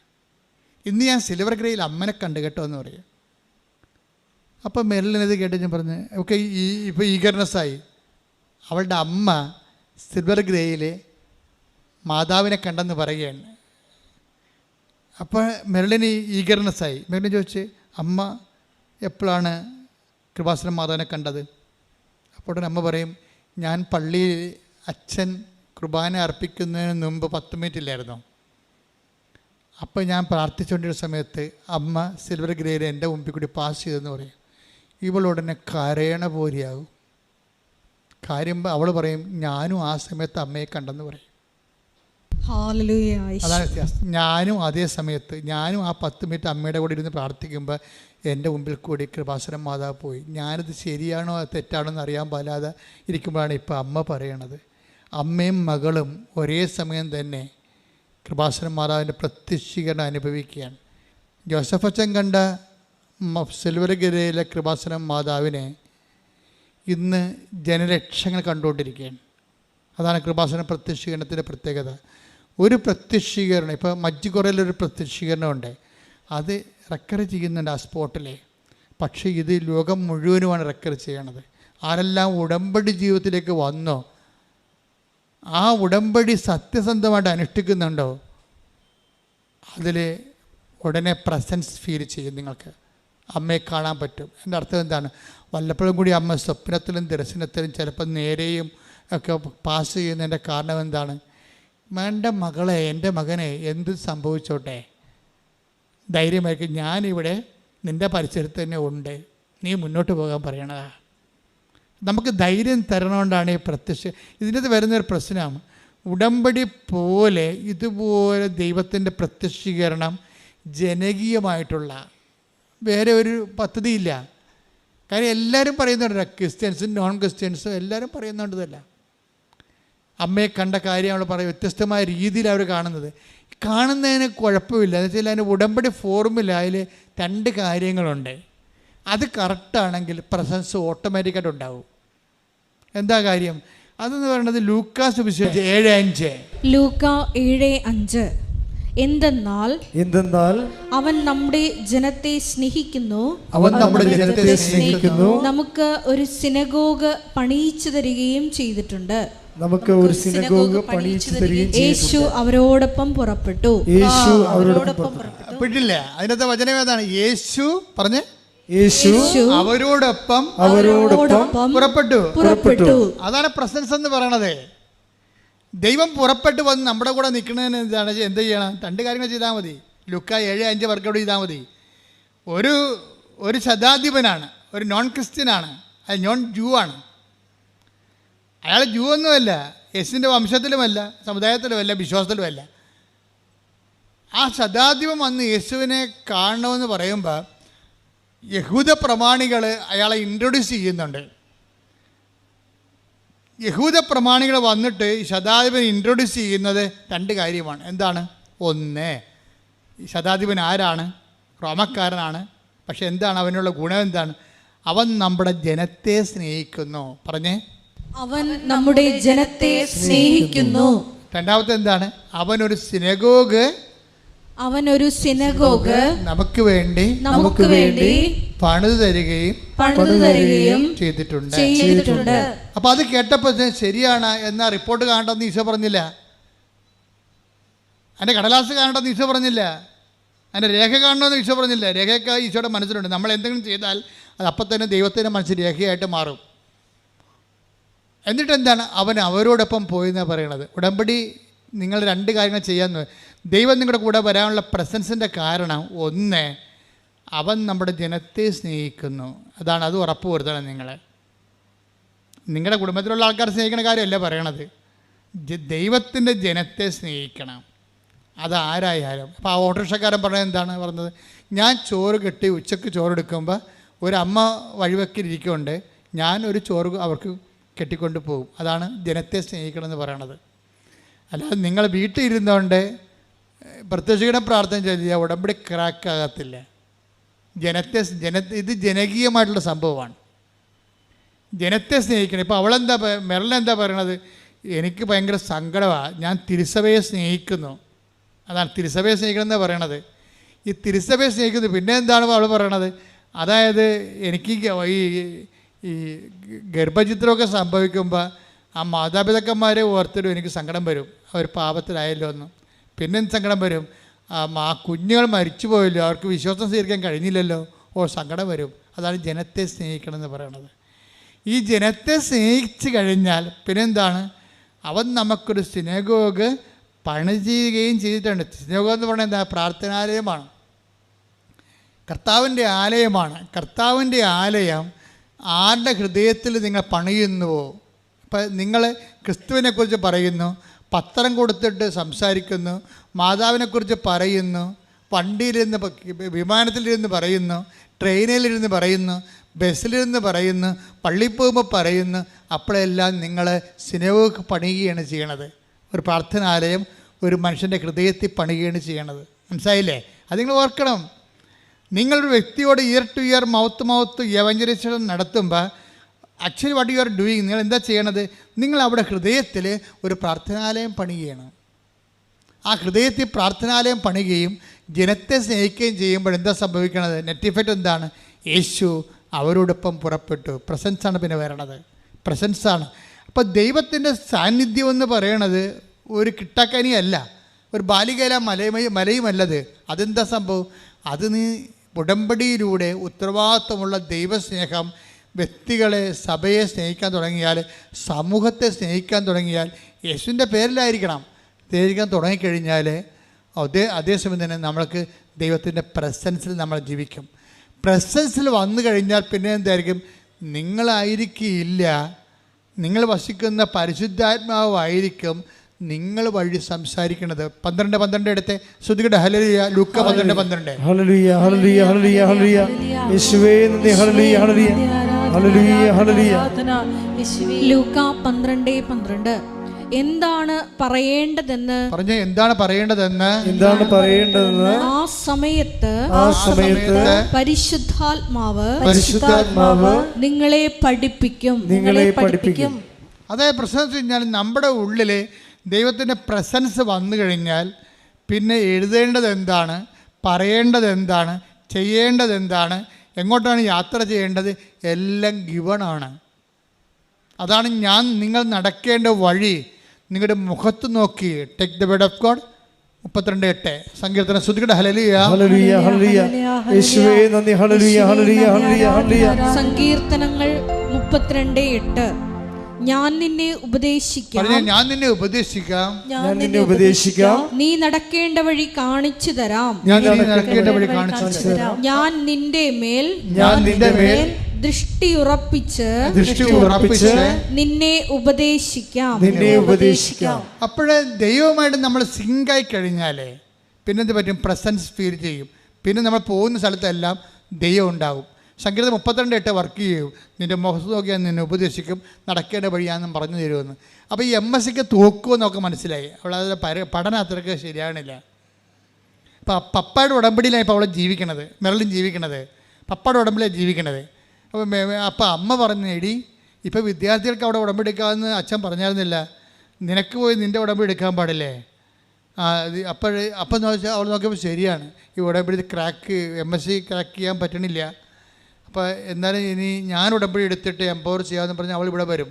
ഇവിടെ വരുമ്പോൾ അവൾ MSC അവൾ പറഞ്ഞ് എനിക്കൊരു മിനിമം എനിക്ക് മാർക്ക് കിട്ടി ജയിച്ചാൽ മതി എന്ന് പറയും. അപ്പോൾ അവൾ നിയോഗം എഴുതിക്കൊണ്ടിരിക്കുകയാണ് ഇവിടെ. അപ്പോൾ അവളുടെ ചരിത്രം പ്രീഹിസ്റ്ററി അമ്മയ്ക്ക് അറിയാമല്ലോ.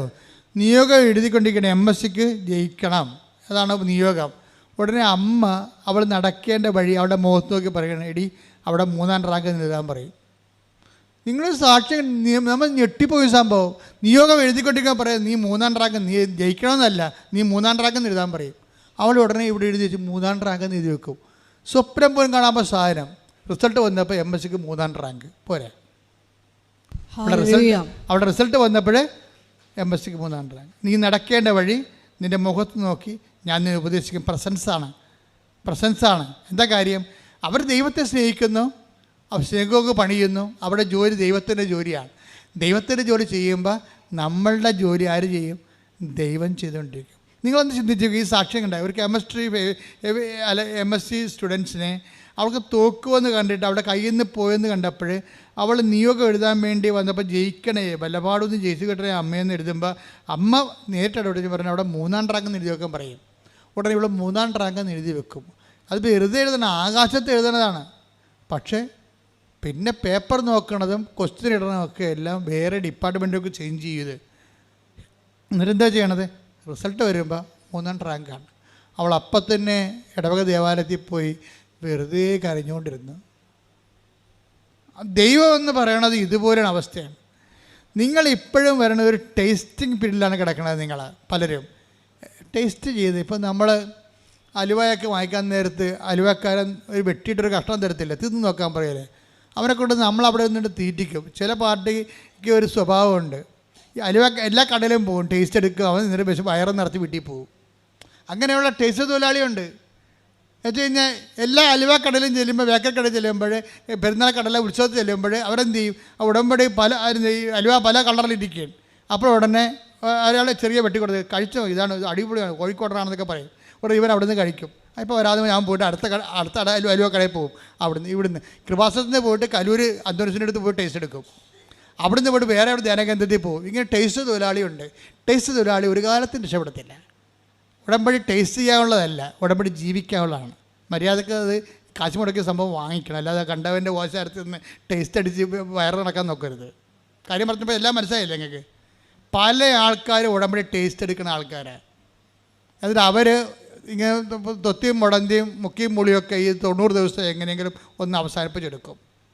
അപ്പം അങ്ങനെ അവസാനിപ്പിക്കുന്ന കൊണ്ട് തന്നെയാണ് ദൈവം ഈ വിഷയം ആദ്യമേ തന്നെ നിങ്ങൾ ഇവിടെ കൃപാസനത്തിൽ ചവിട്ടുമ്പോൾ തന്നെ അറിയാം പെരിച്ചാഴി വന്നിട്ടുണ്ട്, ഒരു കഥയുമില്ലെന്ന് ദൈവത്തിന് അറിയാം. എന്താ കാര്യം? സംഭവം നടക്കത്തില്ല, ദൈവത്തിന് പണി കൊടുക്കാൻ വന്നിരിക്കുകയാണ്. ദൈവം ഒരു അടയാളം കാണിക്കാമെന്ന് നോക്കണ്ട, എന്നിട്ട് ഞാനിങ്ങനെ ഉടുത്ത് കെട്ടി ഇറങ്ങാം. നീ ഉടുത്ത് ഇറക്കിയിട്ട് ദൈവത്തെ എന്ത് ചെയ്യാം? ഒന്നും ചെയ്യാനില്ല. അപ്പം നിങ്ങൾ ആദ്യം ചെയ്യേണ്ടത് കണ്ണും പൊട്ടി ഇങ്ങനെയുള്ളവരോട് ദൈവം ചെയ്തറിയുക, അഡ്വാൻസ് അല്ല, പറ്റിക്കുമെന്ന് കണ്ടാൽ ഫുൾ എമൗണ്ട് മേടിക്കും. നമുക്ക് വിശ്വാസമുള്ള ആൾക്കാർക്ക് ഒന്ന് അഡ്വാൻസ് വാങ്ങിച്ചാൽ മതി. ചിലരോട് പറയും അഡ്വാൻസ് ഒന്നും വേണ്ട, ഫുൾ എമൗണ്ട് തരും, ഒറ്റ പ്രമാണം. നിങ്ങൾ ഇട്ടച്ച് പോയി ഇപ്പോൾ റിയൽ എസ്റ്റേറ്റുകാർ ചില ആൾക്കാർ പറമ്പ് മേടിക്കാൻ ചെല്ലുമ്പോൾ ആൾക്കാരെന്താ പറയണത്? ഒറ്റ പ്രമാണം, ഒറ്റ വില, ഒറ്റ പ്രമാണം, അഡ്വാൻസ് ഇല്ലെന്ന് പറയും. എന്താ അറിയാമോ? ഇവൻ നമ്മുടെ മരക്കച്ചവടക്കാരൻ കണ്ടിട്ടില്ലേ? ചില ഉടമ്പടിയിലുണ്ട് ഈ മരക്കച്ചവടക്കാരൻ എന്ത് ചെയ്യുന്നറിയാമോ? നമ്മുടെ ആഞ്ഞിലി കാണും, അല്ലെങ്കിൽ തേക്ക് കാണും, വീട്ടിൽ വന്ന് എത്ര രൂപ കൊടുക്കും? അപ്പോൾ നമ്മൾ പറയും അതൊരു 25,000 പറഞ്ഞിട്ട് പോയതാണ്. ആണോ?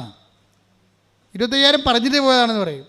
അപ്പോൾ ഉടനെ പറയും ഓക്കെ ആ വിലക്ക് എടുക്കാൻ ഞാൻ തയ്യാറാണെന്ന് പറയും. അപ്പോൾ അത് ഒറ്റയ്ക്കല്ല, പിന്നെ അവർക്ക് കൊടുക്കാൻ പറ്റില്ല. നിങ്ങൾക്ക് എന്നാൽ പിന്നെ 26 പറയും. 26 കൊടുത്തിട്ട് ഉടനെ ഇവർ സമ്മതിക്കും. അപ്പോൾ അവർക്ക് എടുക്കാൻ പോകണ വീട്ടുകാർക്ക് ഇഷ്ടമാണ്. കാരണം 25,000 രൂപയല്ലേ പറഞ്ഞത്, ഇപ്പോൾ 26 പറഞ്ഞല്ല. ശരി എന്നാൽ 1000 രൂപ അഡ്വാൻസ് തന്നിട്ട് പോയി ഇവനെ കാണത്തില്ല. പിന്നെ അവൻ എന്താ ഉദ്ദേശിക്കണമെന്ന് അറിയാമോ? അവൻ ഈ നമ്മുടെ പറമ്പിൽ നിർത്തിയിട്ട് നമ്മുടെ വെള്ളം കൊണ്ട് നമ്മുടെ വളം കൊണ്ട് ഈ തേക്കിനെ അവൻ 5 കൊല്ലം നിർത്തി വളർത്തും. പോരെ പരിപാടി. ഇവൻ വെട്ടിക്കൊണ്ട് പോകത്തില്ല. ഇവൻ വെട്ടിക്കൊണ്ട് പോകാതെ വെട്ടാവേ ഇപ്പോൾ വരാം, നിങ്ങൾക്ക് 2 റോഡ് വേണം, അവിടെ വീണ്ടും കൊണ്ടുവന്ന് 2 റോഡ് തരും. അപ്പോൾ അതും അഡ്വാൻസാണ്. പിന്നെ 2 കൊല്ലം നിർത്തും അവൻ നിർത്തി 10 കൊല്ലം കഴിയുമ്പോൾ തേക്ക് വെട്ടത്തുള്ളൂ. എന്താ കാര്യം? അത്രയും നാൾ തേക്ക് നമ്മുടെ മുതുകത്ത് നിർത്തിയിട്ട് അത് വളർത്തും അവൻ. ഉടമ്പടി ചില ആൾക്കാർ ദൈവത്തിന് പണി കൊടുക്കുന്ന ആൾക്കാരുണ്ട്. എന്ന് വെച്ചാൽ ഉടമ്പടി എടുത്തിട്ട് പിന്നെ ഈ ആൾക്കാർ മഷോട്ടേക്ക് കാണത്തില്ല, പിന്നെ ഉടമ്പടി ജീവിതമില്ല. ഞാൻ ചോദിച്ചു ചേച്ചി ഉടമ്പടി എടുത്തിട്ട് പിന്നെ ചേച്ചി എന്ത് ചെയ്ത്? അല്ല ഞാൻ മകൾക്കൊരു അസുഖമായെന്ന് പറഞ്ഞ് അങ്ങോട്ട് പോയതാണ്, പിന്നെ തിരിച്ചു വന്നപ്പോൾ തിരികെ കാണാനില്ലെന്ന്. അത്രയും ബോധമില്ലാത്ത കന്നുകാലികൾ ഉടമ്പടി എടുക്കുന്നുണ്ട്. അവരെന്തോ ആ ഉടമ്പടി എടുത്തിട്ട് ആ തിരികെ കൊണ്ട് വെച്ചിട്ട് മകളെന്തോ അസുഖമായിട്ട് അങ്ങോട്ട് പോയതിന് ശേഷം പിന്നെ വേറെ എന്ത് വീട്ടിൽ പോയി കറങ്ങി തിരിഞ്ഞ് ഒടിഞ്ഞു മടങ്ങി വന്നപ്പോൾ പിന്നെ തിരികെ കാണാനില്ല. ഇങ്ങനെയുള്ള ആൾക്കാരാണ് അഡ്വാൻസ് തൊഴിലാളികളോട് ഉടമ്പടി. നിങ്ങൾ അതുമായിട്ട് ദൈവത്തിൻ്റെ അടുത്ത് നിങ്ങൾ എപ്പോഴും ശ്രദ്ധിക്കേണ്ട കാര്യം, ദൈവത്തിന് പണി കൊടുത്തുകൊണ്ട് ഉടമ്പടിക്കരുത്. തിരിച്ച് പണി വന്നാൽ താങ്ങത്തില്ല. മര്യാദക്ക് വൃത്തിയും മെനയുമായിട്ട് ദൈവസ്നേഹത്തോടെ ഉടമ്പടിക്കാനുള്ള കൃപയ്ക്ക് വേണ്ടി പ്രാർത്ഥിക്കുക. കർത്താവായ ദൈവമേ, ഉടമ്പടി എടുത്ത് സത്യസന്ധമായി സുവിശേഷവിഹിതമായി ജീവിക്കുവാൻ ഞങ്ങൾക്ക് പ്രത്യേക അഭിഷേകം നൽകണമേ.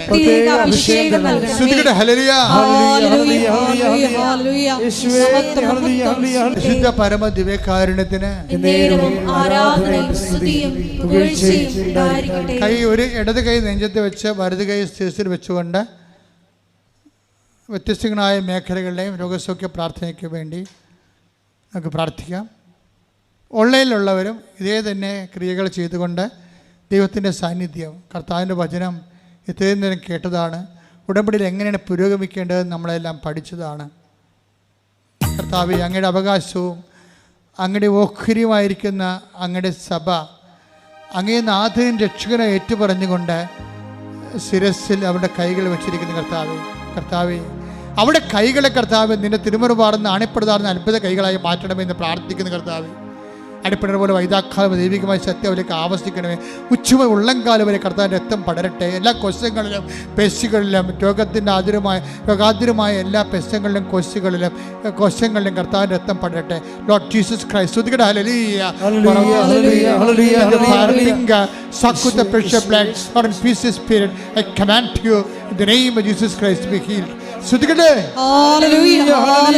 പരിശുദ്ധ പരമ ദിവ്യകാരുണ്യത്തിന് ആരാധനയും സ്തുതിയും പുകഴ്ചയും. പരിശുദ്ധ പരമ ദിവ്യകാരുണ്യത്തിന് ആരാധനയും സ്തുതിയും പുകഴ്ചയും ഉണ്ടായിരിക്കട്ടെ. മകളെ ജോലിയില്ലാത്തവര്, വീടില്ലാത്തവര്, വഴിയില്ലാത്തവര്, വെള്ളമില്ലാത്തവര്, വിസ ഒത്തുവരാത്തവര്, PR കിട്ടാത്തവർ, തിരിച്ചു പോരാൻ ഉദ്ദേശിക്കുന്നവർ, കയറിപ്പോകാൻ ഉദ്യമിക്കുന്നവർ, ഇൻ്റർവ്യൂ ഉള്ളവർ, ടെസ്റ്റുള്ളവർ, PSC പോലുള്ള ടെസ്റ്റുകൾക്ക് എഴുതിക്കൊണ്ടിരിക്കുന്നവർ, റിസൾട്ട് പ്രതീക്ഷിക്കുന്നവർ, റാങ്ക് ലിസ്റ്റ് ഉള്ളവർ, അപ്പോയിൻമെൻറ്റ് പ്രതീക്ഷിക്കുന്നവർ, ജപ്തി നടപടി നേരിടാൻ പോകുന്നവർ, സാമ്പത്തിക കടമുള്ളവർ, വസ്തു വിൽക്കാൻ പോകുന്നവർ, കുടുംബത്തിൽ സമാധാനം ഇല്ലാത്തവർ, കല്യാണം വിടുവിക്കാൻ പോകുന്നവർ, വിവാഹം ഒത്തുവരാത്തവർ, മക്കളില്ലാത്തവർ, ഉള്ള മക്കൾക്ക് ദുർനടപ്പുള്ളവർ, തെറ്റായ പ്രണയത്തിൽ പെട്ടുപോയവർ, കുടുംബത്തിൽ സമാധാനം ഇല്ലാതെ കേസിലായവർ, പോസ്കോ പോലുള്ള കേസിൽ ചെന്ന് കള്ളക്കേസ് അകപ്പെട്ടിരിക്കുന്നവർ, മറ്റു തരത്തിലുള്ള കേസ് അകപ്പെട്ടിരിക്കുന്നവർ, എല്ലാവരുടെ മേഖലകളിലും കർത്താവിൻ്റെ കൃപ, വരുമാനത്തിൻ്റെ മാർഗങ്ങൾ, കർത്താവ് ഇടപെടാനുള്ള ഡേറ്റുകൾ എല്ലാം നിശ്ചയിച്ചിട്ടുള്ളവർ, അവിടെ മേലെല്ലാം കർത്താവിന് ശക്തി പ്രവർത്തിക്കാൻ വേണ്ടി ഇടിമുഴക്കാൻ പോലെ ശ്രദ്ധിക്കട്ടെ.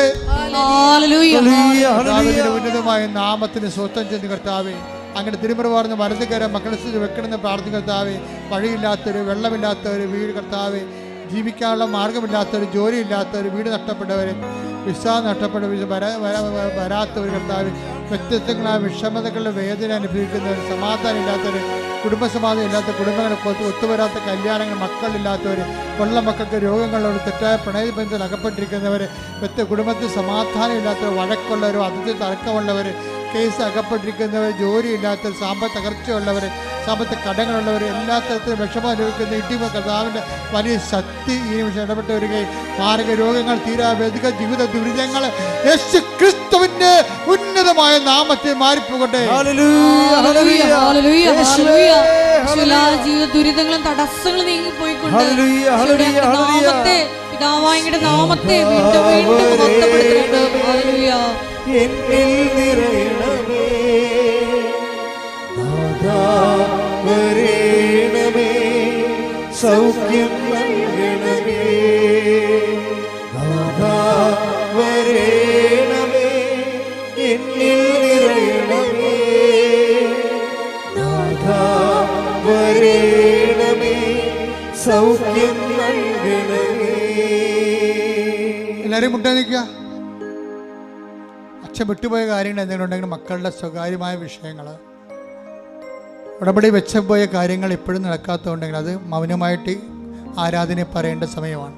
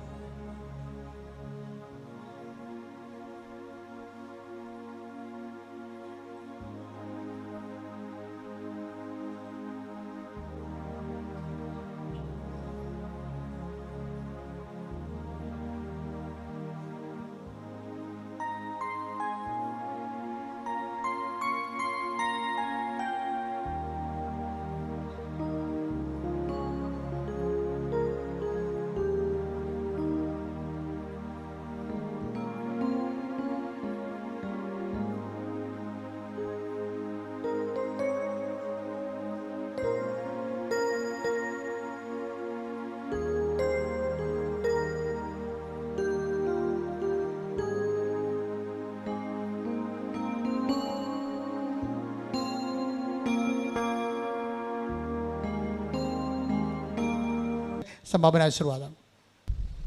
ഒരിക്കൽ കൂടി മരിയൻ ഉടമ്പടിയിൽ സമർപ്പിച്ചിരിക്കുന്ന എല്ലാ വിഷയങ്ങളും ദൈവമാതാവിൻ്റെ മധ്യസ്ഥയിൽ ദിവ്യകാരുണ്യ സന്നിധിയിൽ സമർപ്പിച്ച് നമുക്ക് പ്രാർത്ഥിക്കാം.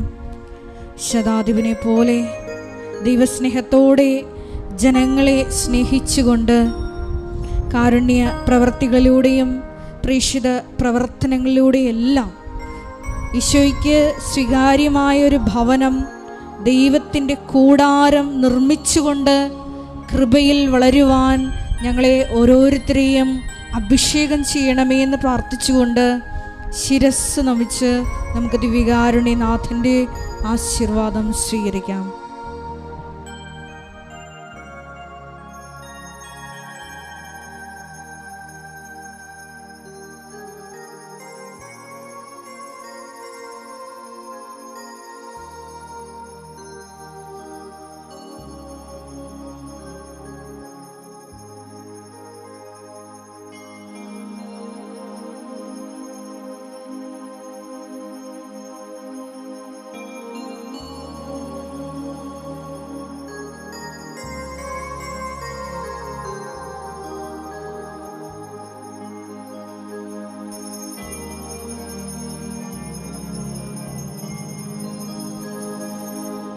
പരിശുദ്ധ പരമമാം ദിവ്യകാരുണ്യമേ, എന്നുമെന്നും അങ്ങേക്കാരാധന. പരിശുദ്ധ പരമമാം ദിവ്യകാരുണ്യമേ, എന്നുമെന്നും അങ്ങേക്കാരാധന.